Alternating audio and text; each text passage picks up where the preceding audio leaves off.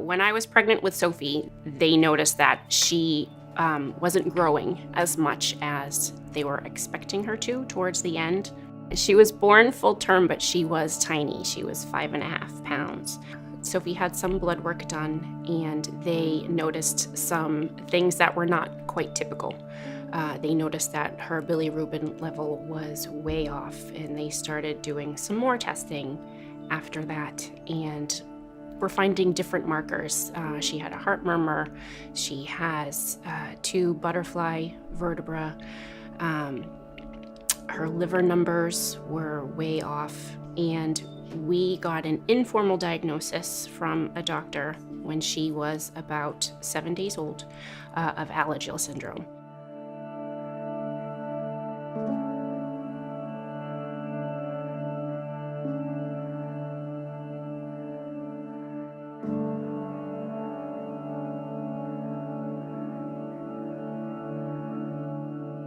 The bilirubin in the bile was causing this all over full body jaundice.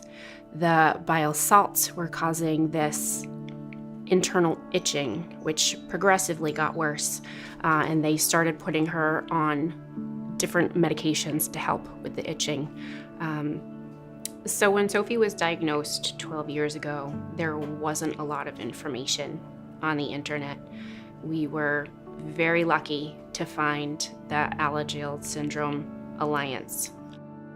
I felt very isolated and very alone. I had a hard time relating to other new mothers with healthy children because my child was not healthy. For families with kids who are diagnosed with a very rare genetic condition, it's comforting to know that there are other families out there who are dealing with the same thing.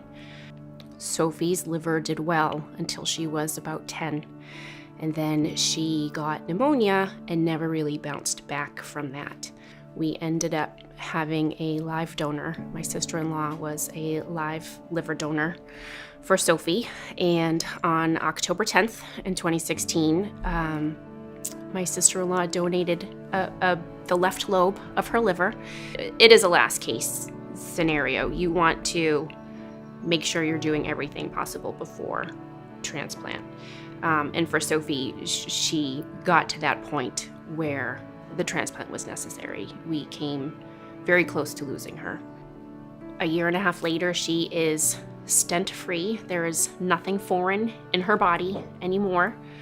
She hasn't had any procedures in 5-6 months now. We only have to call her transplant team when there's a problem, and I haven't spoken to them in 2 months. She is healthy. She is a healthy girl.